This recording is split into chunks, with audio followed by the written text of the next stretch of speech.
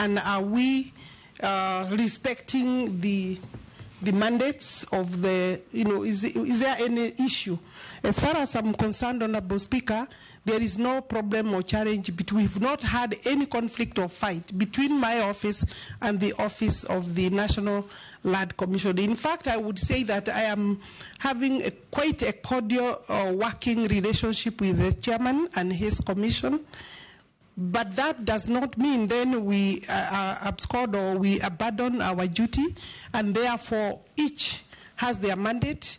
Our main mandate in relation to titering is we are the ones, the minister is the one who does the leases.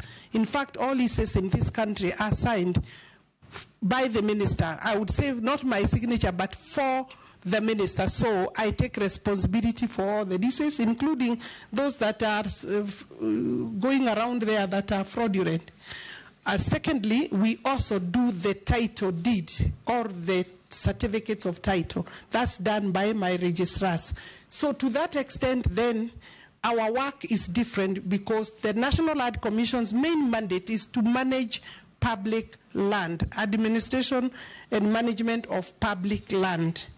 And the amendments that we were proposing were speaking to the valuation